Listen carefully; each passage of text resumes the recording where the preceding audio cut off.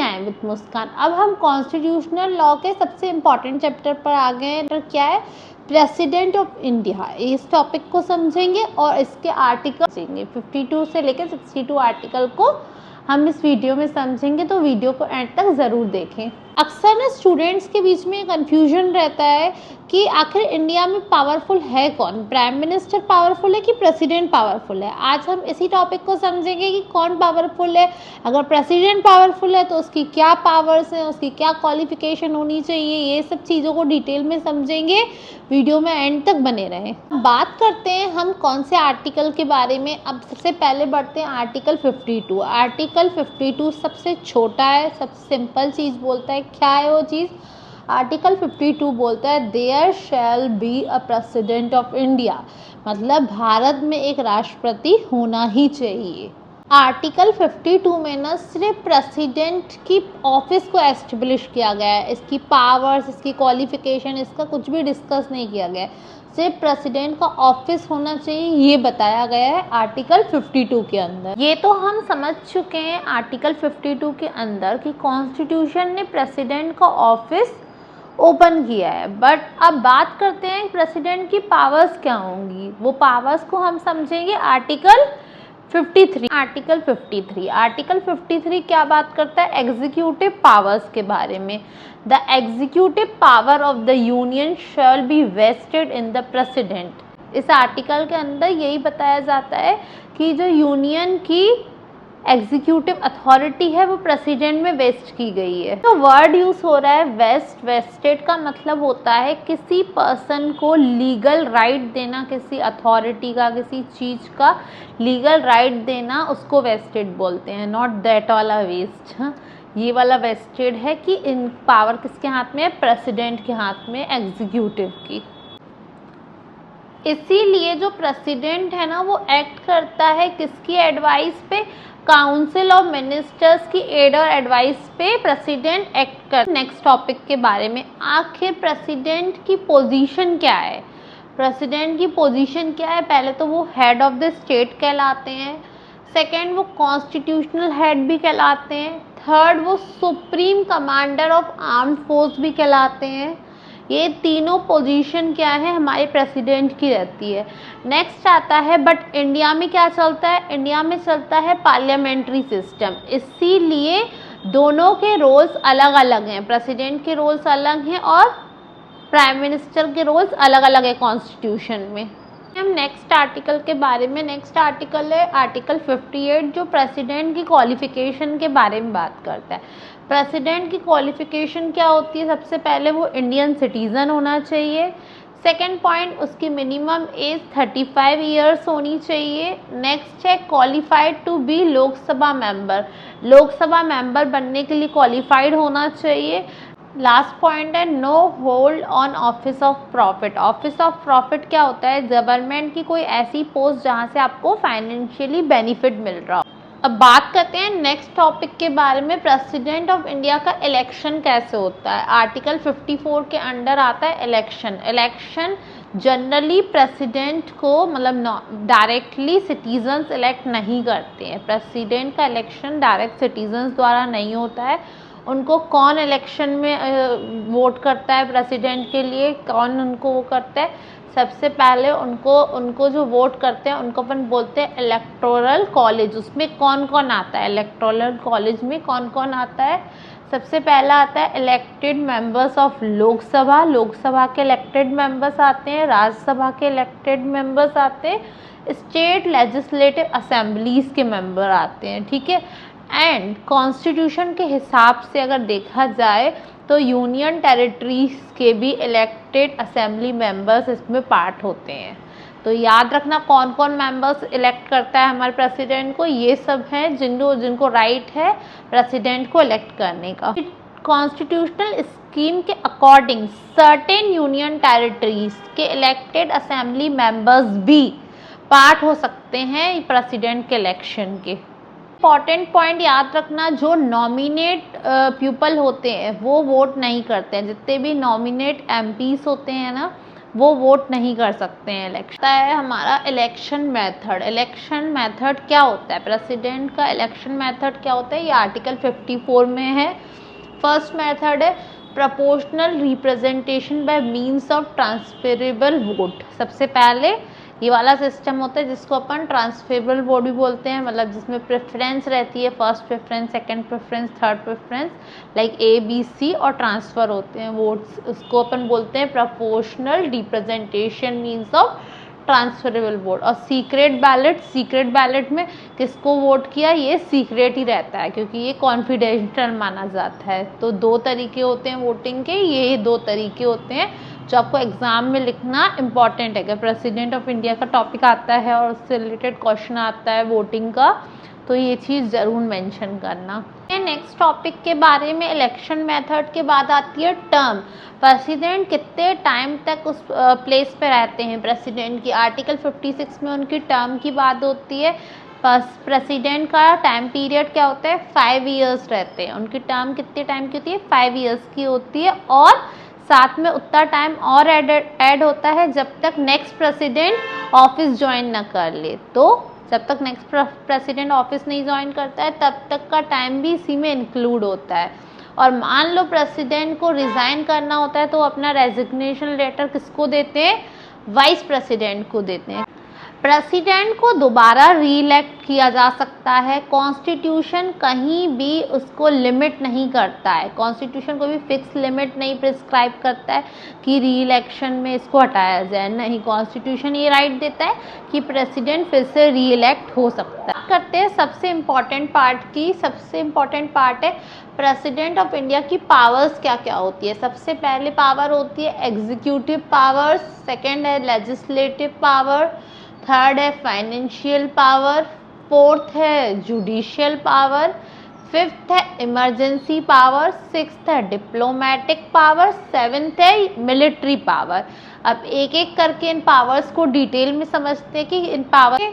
पहला पॉइंट आता है एग्जीक्यूटिव पावर्स। एग्जीक्यूटिव पावर में प्रेसिडेंट क्या करते हैं, प्रेसिडेंट सबसे पहले प्राइम मिनिस्टर को अपॉइंट करते हैं, फिर प्राइम मिनिस्टर के एडवाइस से किसको अपॉइंट करते हैं, अदर मिनिस्टर, शॉर्ट फॉर्म में लिखा है OM, अदर मिनिस्टर्स को अपॉइंट करते हैं, गवर्नर्स को अपॉइंट करते हैं, और किसको, वेरियस जितने भी कॉन्स्टिट्यूशनल पर्सन्स को अपॉइंट करना होता है उनको अपॉइंट करते हैं। तो ये सबसे पहली पावर आती है एग्जीक्यूटिव पावर, जिसमें इन लोगों को अपॉइंट किया जाता है। याद रखना वेरियस कॉन्स्टिट्यूशनल अथॉरिटीज़ को भी एग्जीक्यूटिव पावर्स के अंडर ही अपॉइंट किया जाता है। सबसे पहली लेजिस्लेटिव पावर क्या होती है, सबसे पहले जो प्रेसिडेंट है वो पार्लियामेंट का पार्ट है, तो सबसे पहला पावर है summon the parliament session. Parliament की मीटिंग को उनको बुलाने का पावर किसके हाथ में है, प्रेसिडेंट की। तो राज्यसभा और लोकसभा की जो मीटिंग होती है उनको बुलाने की पावर किसके हाथ में होती है, प्रेसिडेंट के। सेकेंड लेजिस्लेटिव पावर क्या होती है प्रेसिडेंट के पास, सेकेंड पावर होती है डिसॉल्व करना लोकसभा को।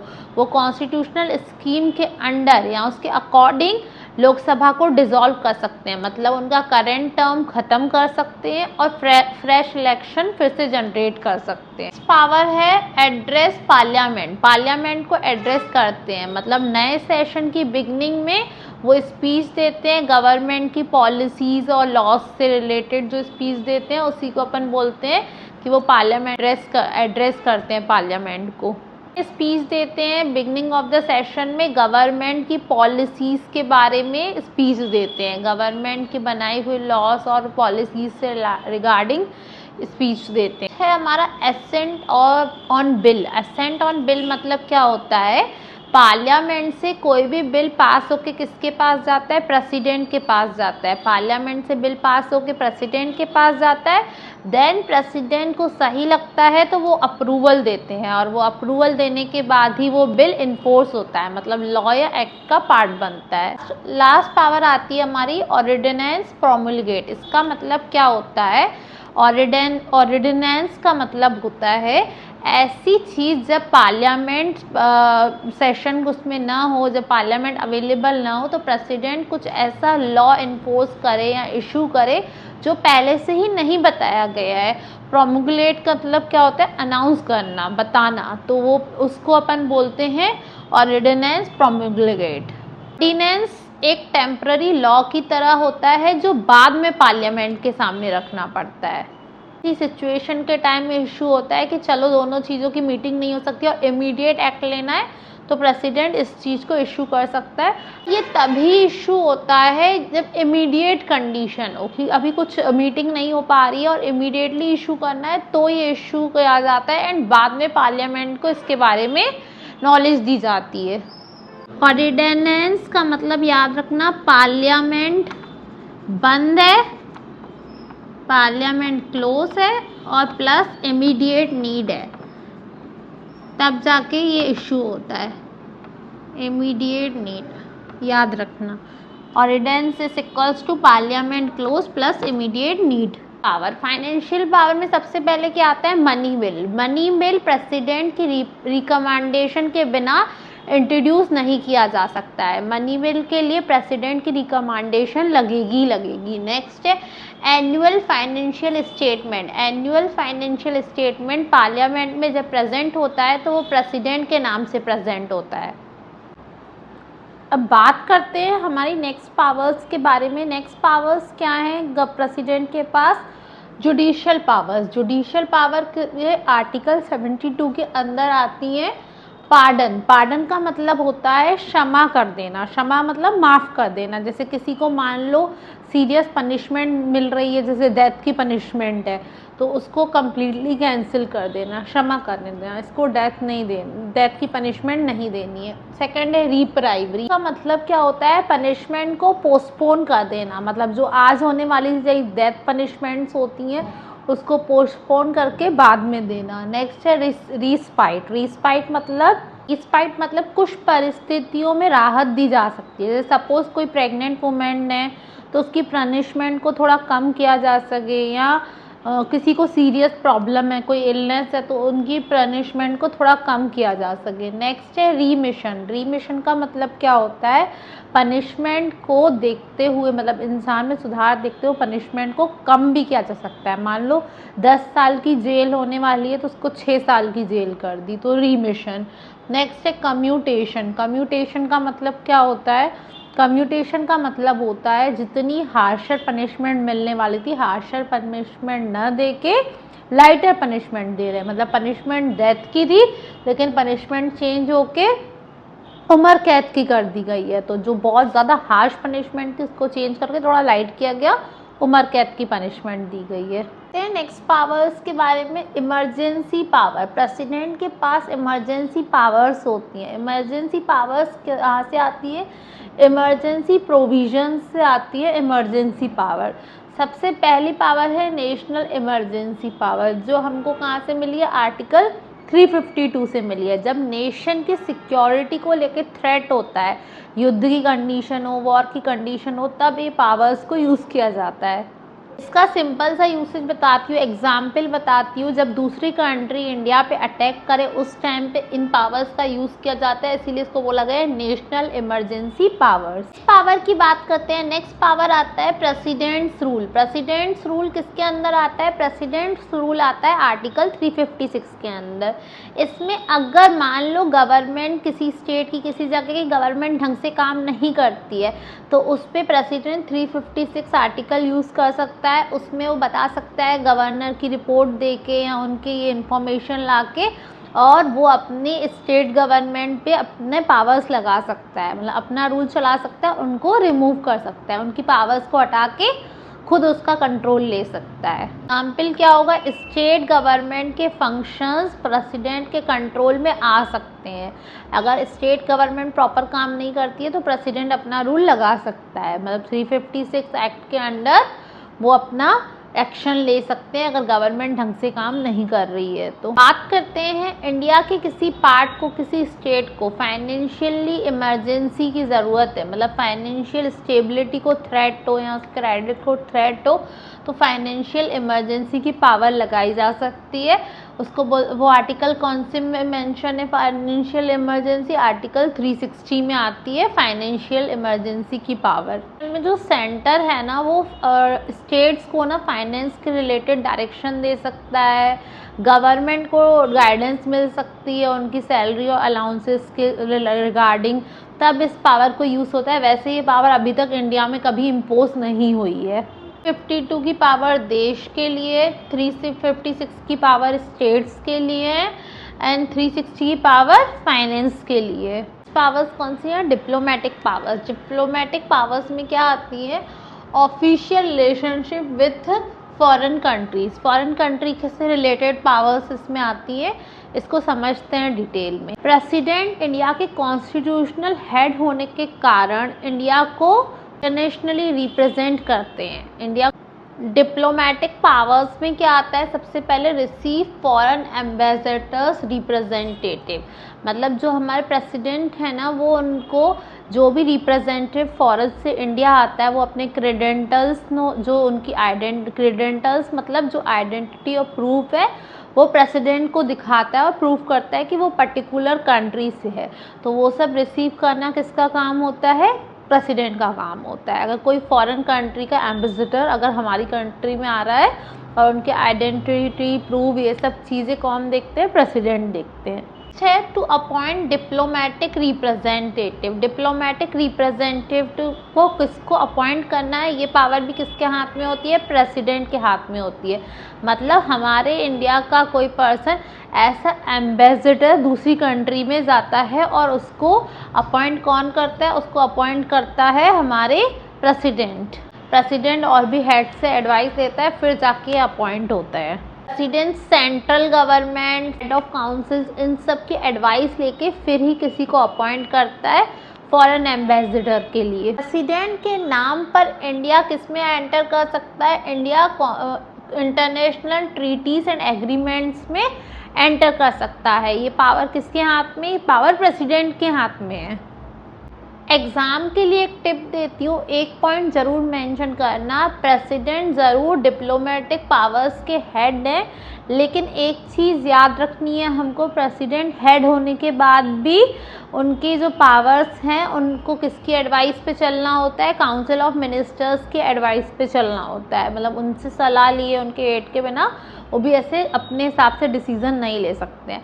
तो हाँ, हेड ऑफ काउंसिल्स के एडवाइस पे उनको डिस्कशन के बाद ही डिसीजंस लिए जाते हैं। हम हमारे नेक्स्ट पावर्स के बारे में, नेक्स्ट पावर्स हैं मिलिट्री पावर्स। मिलिट्री पावर्स में क्या होता है? मिलिट्री पावर्स में प्रेसिडेंट को supreme commander of the defence forces बोला जाता है। वैसे तो ये डिफेंस फोर्सेस में इनका हेड कौन है? प्रेसिडेंट है, लेकिन हाँ कॉन्स्टिट्यूशन के हिसाब से पार्लियामेंट का इन्वॉल्वमेंट रहता है एंड हेड ऑफ काउंसिल्स का भी इन्वॉल्वमेंट रहता है। लेकिन मिलिट्री पावर्स भी कॉन्स्टिट्यूशनल एंड पार्लियामेंट्री फ्रेमवर्क के अंडर ही एक्सरसाइज होती हैं। हम हमारे नेक्स्ट टॉपिक के बारे में जो है president and council of minister, article 74, इस पे हम बढ़ते हैं और इसके बारे में डिस्कस करते हैं।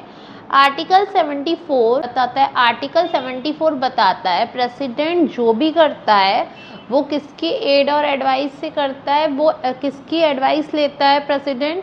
काउंसिल ऑफ मिनिस्टर की। और काउंसिल ऑफ मिनिस्टर के हेड कौन होते हैं? हमारे पीएम उसके काउंसिल ऑफ मिनिस्टर के हेड होते हैं। अब सिंपल सा मतलब क्या हुआ? प्रेसिडेंट एक कॉन्स्टिट्यूशनल हेड है, लेकिन काउंसिल ऑफ मिनिस्टर और पीएम ये दोनों मिलके क्या बनाते हैं? रियल एग्जीक्यूटिव बनाते हैं। तो याद रखना आर्टिकल 74 क्या बताता है कि प्रेसिडेंट जो भी है वो किसकी एडवाइस पे एक्ट करते हैं? COM, काउंसिल ऑफ मिनिस्टर्स की एडवाइस पे एक्ट करते हैं और उनका हेड है पीएम। प्रेसिडेंट ऑफ इंडिया के बारे में काफ़ी कुछ समझ चुके हैं। अगर आपको ये वीडियो हेल्पफुल लगी हो तो please like, share and subscribe to my YouTube channel.